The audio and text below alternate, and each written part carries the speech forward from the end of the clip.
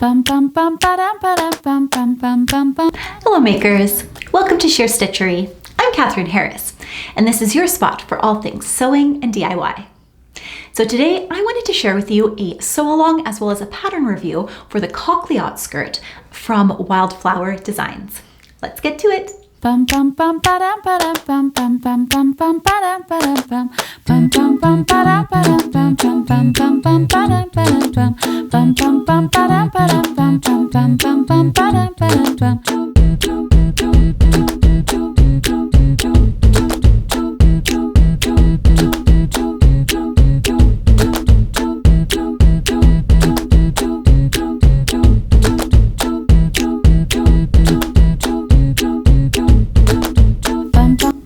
So before I get into the pattern tutorial itself, thought I would get into a quick review on the pattern. So this is from a new indie pattern designer called Wildflower Designs, and they are local to Canada, which I personally love and love to support local makers. So one of the reasons why I was drawn to this skirt in particular was because it was very unique, as well as played a bit of a nod or homage to some of those vintage style skirts. So if we go back in history, you will know that they did not have any zipper closures. That is a modern day thing, and a lot of the skirts were used careful lacing and ties to be able to do them up, which is exactly how this pattern was drafted. And in fact, in any modern sewing pattern company, I have never seen a skirt with an inside as unique as this. So I wanted to show you a little bit on the types of views you have to choose from. So you have two views. So your first view is a full circle skirt, and this one is nice and gathered as well. So it's a little bit fuller than that full circle skirt. And it uses an internal waistband with some lacing to be able to do it up. And then in view B, we have a half circle skirt, so one that isn't necessarily as full, and then it uses a nice little slide buckle design in order to do it up on the inside. And then once you have done up those layers, then you can tie around the front or in the back the ties on the side of the skirt. This also cleverly hides the internal pockets, which are incredibly ingeniously placed and put in. Absolutely love this idea, and like the inside as much as I like the outside of the skirt. Now, I decided to mash up the two views. So I wanted to use this gorgeous linen fabric, but I did not order enough fabric for me to be able to do view A with the full gathered circle skirt. My flubub on that one. So I decided to do view B with the half circle skirt, but I was very much loving the fact that it had like a corset inspired lace up detail on the inside, and I couldn't just let that go. Now I understand that the reason why that lace-up detail is on the full gathered version is because there's a lot going on. You've got a lot of layers of fabric in there as well as lacing. And if you're using a lighter fabric, you might want to hide that a little bit, which is why you have the more slim waistband style for the half circle skirt. But I could not pass up on that lacing. And though linen is somewhat lightweight, it has a decent amount of body to it, and I was pretty sure that it wouldn't show too terribly much if I decided to mash up those two views.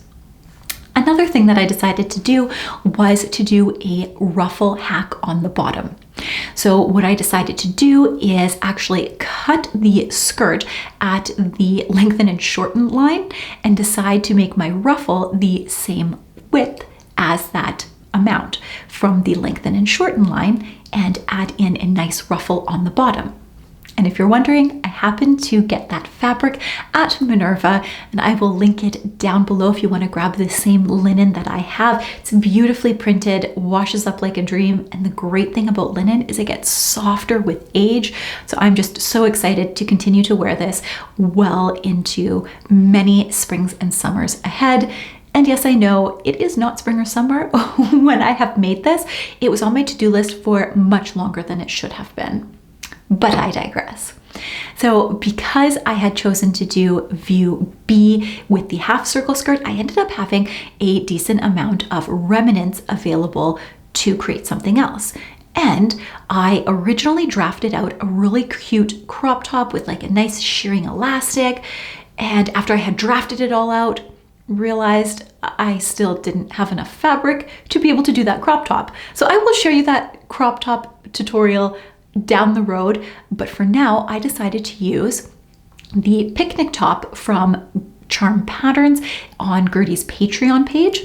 And I do have a link to this specific top where I talk a little bit more about that. You can check out that video if you like. I'll link it down below. That being said, that top was perfect as a stash buster because I had like not a lot of room to be able to place this fabric because I had misordered how much I actually needed. But in the end, it turned out perfectly, and now I have a really cute two-piece set. And if you are wondering about difficulty for the Coquelicot skirt, I would say that the difficulty on this one would be an advanced beginner. So there isn't any terribly difficult parts of the pattern that you need to go through. The only difficult part is actually stitching through all those layers of fabric. So if you were doing the version that has the internal waistband with the lacing on the inside, in some instances, you are going through a lot of layers, like I'm talking a lot. And I switched to a denim needle in those instances. And even though I'm using a lightweight linen, it was still a bit finicky. So that is the only issue that may give you a bit of trouble. And the other issue that I had was turning out the ties. So I could have spent a good portion of time actually turning it out like the instructions had said, but I was thinking about it and it's just, I don't got time for that. So I just lopped off the edge with my rotary cutter where I had stitched it closed, and then I put a safety pin through there, and then I threaded it through and it was done lickety split. So that is my hack that I did, not really a hack, but my time saving, rather than having to try to turn this really narrow tube out through, and there are two of them, two ties. There was one, I might have attempted it, just seemed like a lot of effort to be able to turn that. Other than that, I followed the pattern exactly with the exception of that ruffle hack. So, what you've all been waiting for? The actual tutorial. Let's get to it. Altering the skirt for the ruffle. So the first thing that I do is with the center back, I am actually marking out these seam allowances. So this skirt has a seam down the center front and center back. I'm just removing that so that I can save a bit of fabric because I did not order quite enough. Plus it eliminates just one step. So I am just modifying this so that it is on the fold. And then I'm going to repeat that exact same step on the skirt front here. And I'm just using this quilting ruler and then folding it back. That way I can keep the pattern piece how it originally was while still having some of these modifications. Next, I am just measuring how long I want my ruffle to be, and I want it to be about 4 3/4 inches. And what I noticed is the shorten and lengthen line on the pattern is actually the perfect size for that ruffle. So I'm actually just trimming it right along that shorten and lengthen line, and that will be my new pattern piece. I'm actually keeping the bottom pieces in with the pattern. That way, if I want to make it without the ruffle, I can go ahead and do that. And now for the pockets. So with this, we are going to create some bias strips for the pockets. Now it's incredibly important that you cut these strips on the bias so that they are able to go around the curves. And I'm just folding it in half, and then I am going to place the centers towards, or the edges towards the center to create this bias strip. So I'm just going in nicely and making sure that they match up along the center. And then I'm going to fold it back over itself so that we have two nice folded edges along the end. And this creates our double fold bias strips. Now we want 2 of them because we have 2 pockets. So get out your pocket pieces, and you should have 2 mirror images like this. And then we're going to get our shears, or what I like to use is my rotary cutter, and we're going to slash right here for the pocket lines. So in this instance, we are then going to bind the edges of the pocket.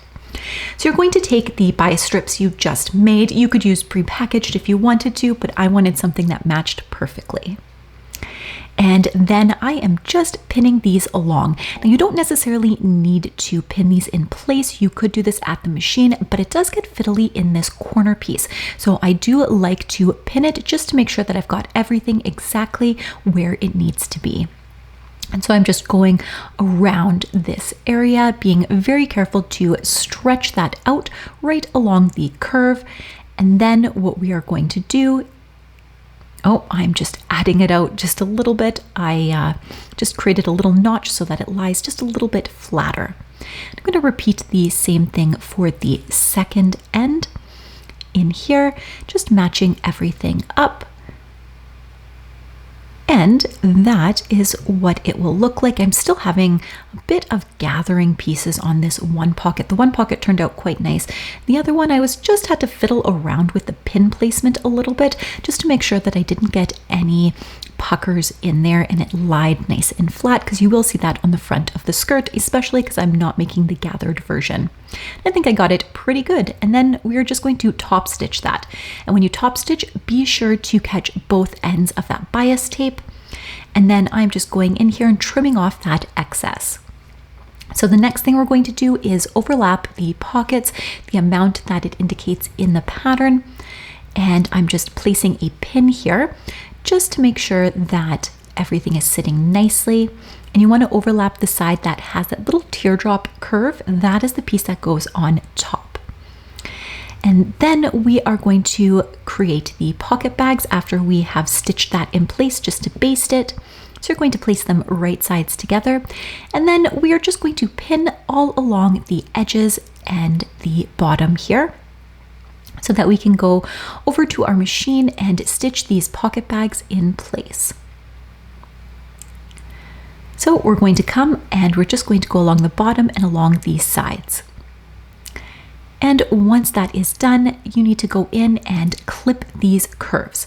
Now, I had decided to serge the edges just for a little added bit of security, but you don't need to do that. And the next thing that you're going to do is flip it right side out, and then using a decent amount of steam, go in and press your pockets nice and flat. And because these pockets are hidden inside, you could even use a contrasting fabric just specifically for these pockets. I think that would look really cute. Now we're going to baste the sides together as well as the top, creating a whole little pocket. And now to finish the edges of the skirt. So with this, we have our skirt front and back, and we're going to finish them a little differently. So in this instance, I have serged the edges. But for my skirt front piece, we are going to fold the edges over. So you're just going to go in, just as mentioned in the pattern, and you're going to fold these edges over using a double fold. Now the reason for this is because the skirt is open at the top, we want to make sure that it is fully concealed and nice and finished along those edges, because you are going to see that from the right side, because we are later going to top stitch this in place. So we're just going to press that down, making sure that we get them all nicely in place. And then you're going to head on over to your sewing machine and just top stitch that in place nicely. And so I have that all top stitched nicely.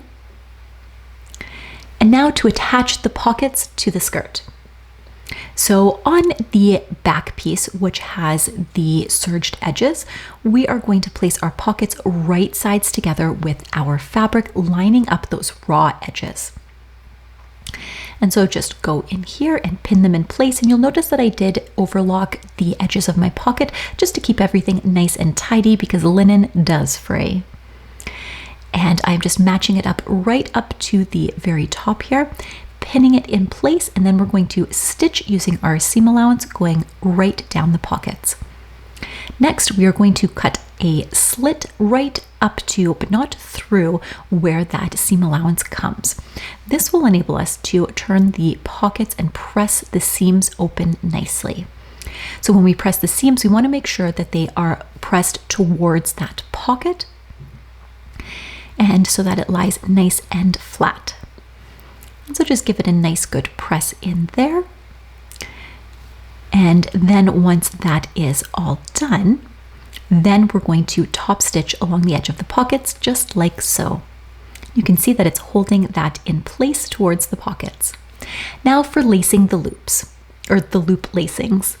So with this, we are just going to do the same thing like we did with the bias strips, and we are going to fold it in half, and then we are going to fold each of the edges in towards the center, creating a nice narrow tube that we can then top stitch. And I am just doing this, and this fabric I actually hand dyed with avocado skins and pits to create this color, which I really enjoy. It's a nice natural dye. If you'd like to see a video on how I did that, I did do a bit of filming during the process, so I would be happy to put that up so that you could dye your own fabric as well. So once that's done, just top stitch the edges so you have a tube. Use a piece of paper and a long bit of thread so that your fabric doesn't get sucked into the feed dogs. Now for the waistband and lacing panel.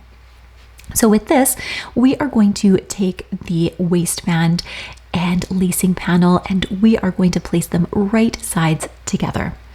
And I have interfaced these pieces. Now I did interface both sides because I want it to be pretty stable, because this is that lacing panel. And I am just pinning the corners first, and then I am matching up all of the notches here along the sides and making sure that I've got everything distributed nicely and there are no puckers. And then from the one notch to the other notch, we are going to stitch using our seam allowance. And now we are going to cut the loops, and we're cutting them about 3 inches long. So I'm just using the grid in my mat to get these little loops cut nicely. And you'll have 3 for each side. And right where we have those notches, that is exactly where we are going to place them. So we're going to place them in like a little rainbow shape right here. And then we are going to place them with the loop end pointing inwards and the raw edges matching. I like to put a pin in each one of the little legs of our loop so that it holds nicely. And so I'm lining it up so that the legs of the loop are touching the top of the notches. That being said, if I made it again, I might switch it so that the legs of the loop go in the center. Then stitch the remaining bit up, and then the next thing we're going to do is we are going to notch out these seams, and then we are also going to grade the seam allowances. So fold the top of this panel away and then grade down the bottom of the panel to about 1/8 of an inch. And so I started off with a notch just to kind of get it started there, and then I'm going to go in and I'm going to do that all along the entire back side here. And so I'm just cutting that away, making sure that I'm not cutting into it, and you're still leaving about 1/8 of an inch there. Then we need to go in and we need to cut out notches along those curves just so that the fabric doesn't pucker and bulge. It just creates a bit of ease of movement there. And now we are going to do some understitching. So with this, I'm just putting it right side out, and then I'm pushing those seam allowances towards the wrong side of our band. So you can see the seam allowances are on this side and our loops are pointing that way, and we're just going to understitch. Now this curved part is the most difficult part of the understitching here, just because you have to fan dangle it a little bit going over the curve. But once you're past that hump, it is smooth sailing, well, at least until you get until the next little hump and curve on the other end. So you can see right here.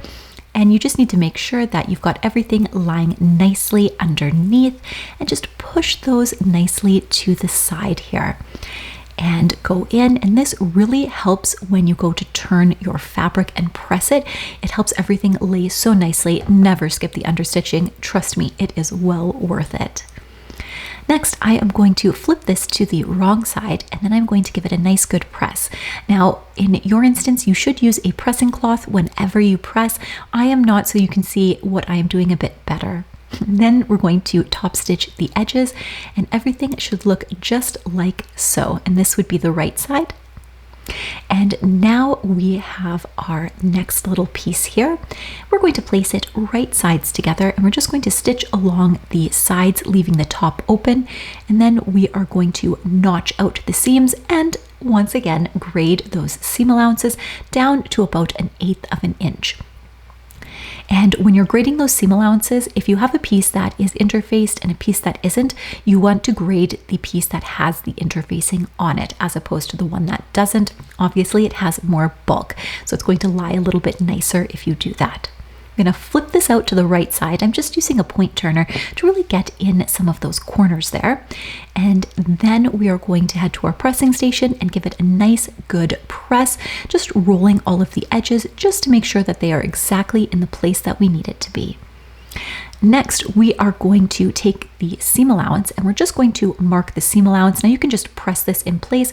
I like to use some dots and then press it, especially because it's in a small tube, so it makes it a little bit more fiddly to do.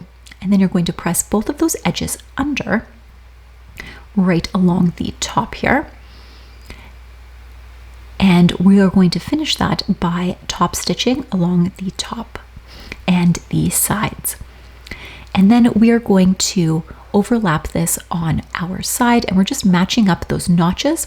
So I know that I had my notches starting at where the top of our little bands go. So I am just matching that with a pin to make sure that I have all of the notches exactly matched up where they need to be.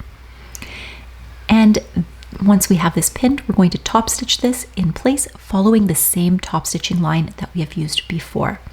And you can continue to top stitch along the edge if you wanted to do a top stitching that was also closer to the edge. Now for attaching the lacing panel to the skirt.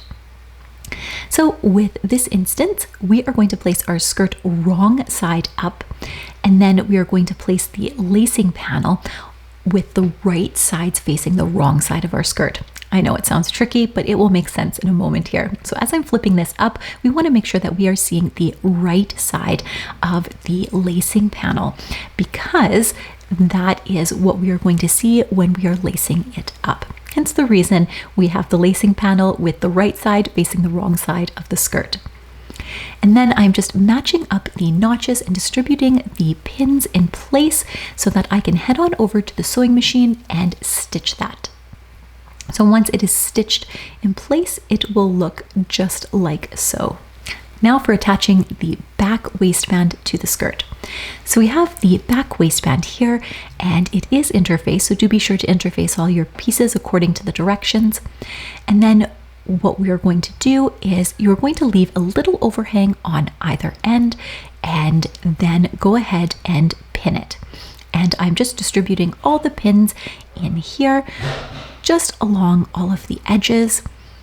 And then after I have this all pinned, I am going to go in on the edges and I'm going to fold under that little excess. And the amount that you want to fold over is the amount of that seam allowance.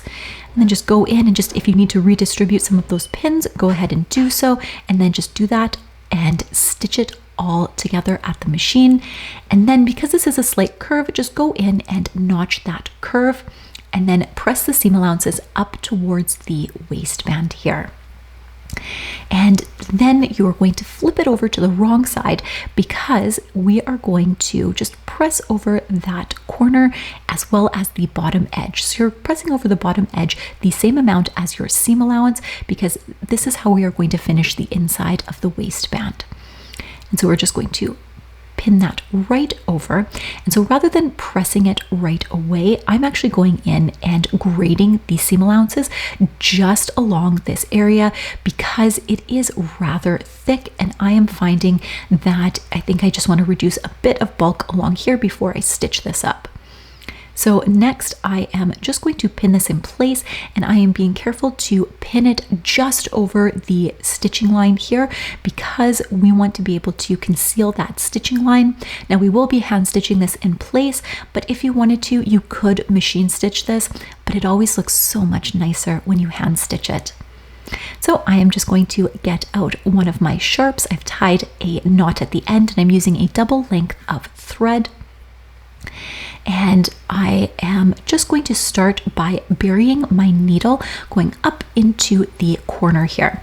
Now you don't have to close in the corners like this, but I decided to do that just because it really helps to stabilize it just a little bit more, and I am using a ladder stitch. If you would like some information on the ladder stitch, I do have a video that I will link down below that walks you in great detail how to do the ladder stitch, but essentially you are going to pick up a small amount of fabric on one side and a small amount of fabric on the other side, and you're traveling only within the folds of the fabric.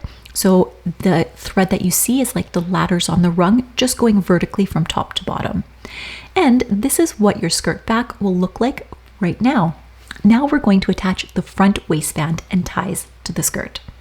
So we have our front waistband right here, and it is interfaced. And then we have two tie pieces. We're going to place them right sides together along the short ends of the waistband and just pin them in place, and then go ahead and stitch them. And once they are stitched, don't serge those edges because we want it to lie nice and flat. So we are actually going to press these seams open. So go ahead and do that. And then our next step is actually attaching it to the skirt. So we are going to take the skirt, and this is the skirt piece that we have finished the edges on with that double fold. And we are going to match up those folded edges with the seams that we have stitched on the waistband. And then stitch the waistband in place like so. And the next thing that we need to do is fold the ties in half as well as that waistband. And so I'm just going in here and I am just pinning this in place nicely. And just go along the edges, and it is a bit tedious putting all these pins in here, but it is worth it so that you have a nice straight tie at the end of it. Because I find if I don't pin these, they do tend to get crooked and sometimes they go a little off grain. So once it's all pinned, we're going to head to the sewing machine. We're going to stitch going along the top and then all along the side, skip over the middle, and then do the same to the other side, finishing off along the edge. So next we are going to clip that corner that we have stitched. We're going to do that on both sides here. And then we are going to turn it right side out. Now we could manually turn it, just kind of pushing this just like so with our finger, and I'm doing that and it's kind of bulky and it seems like a lot of work. So I decided to try and get my tools here so that I can go in with my forceps and really try and get that, and the forceps are not long enough to get to the end.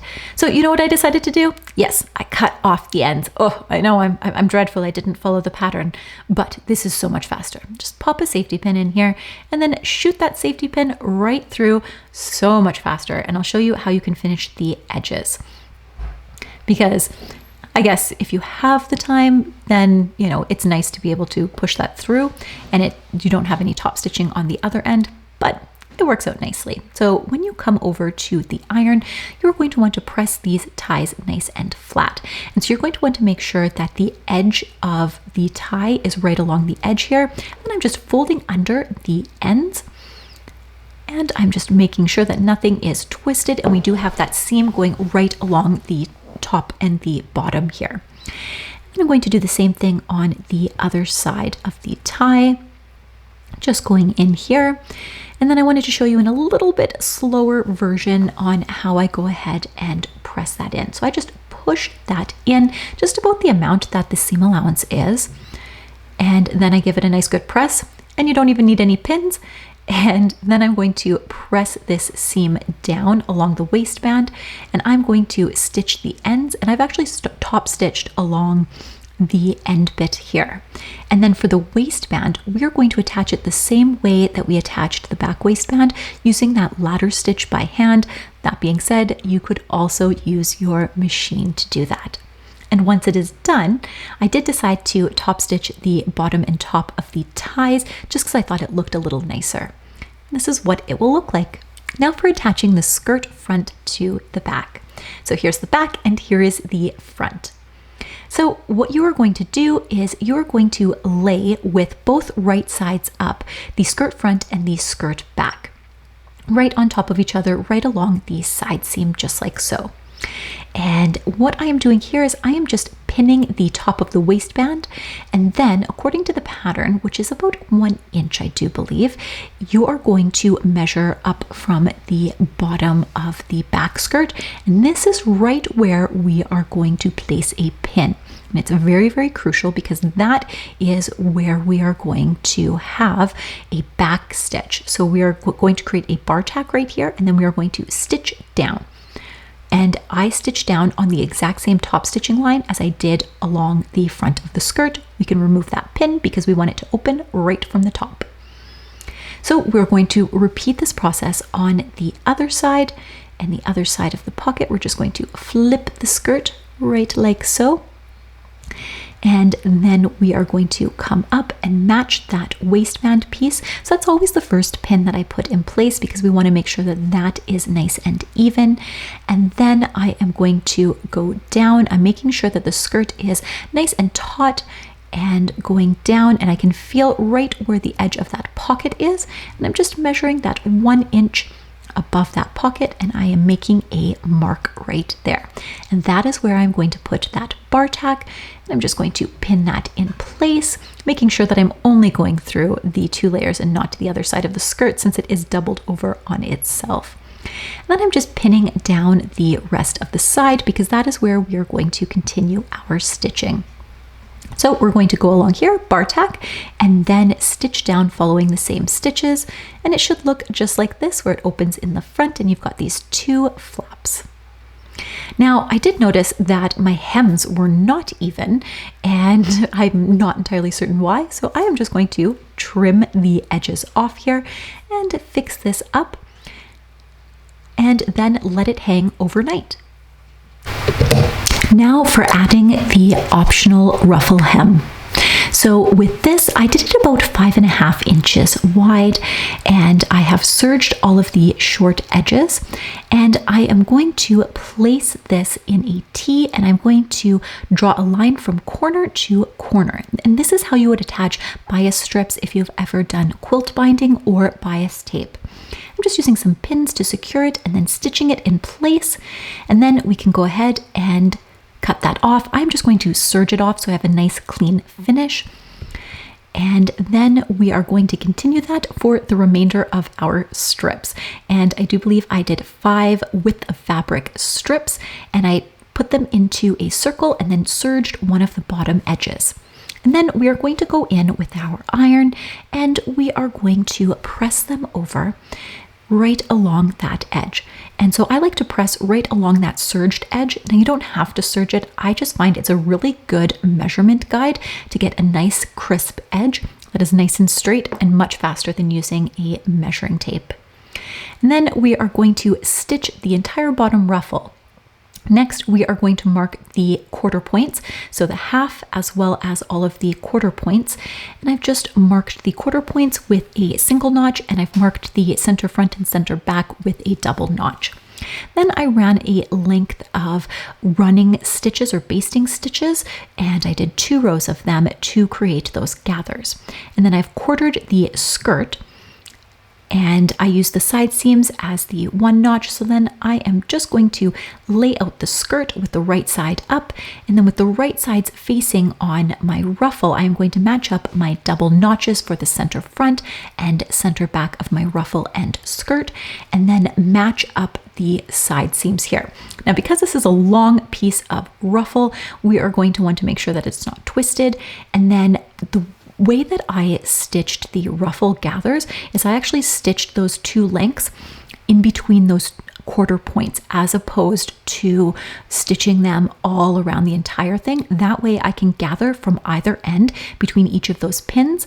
And so once I have that done, I have the entire skirt all ruffled. We are going to stitch it on, and then I serge the edges just to clean that up, and then press it so that the seam goes up.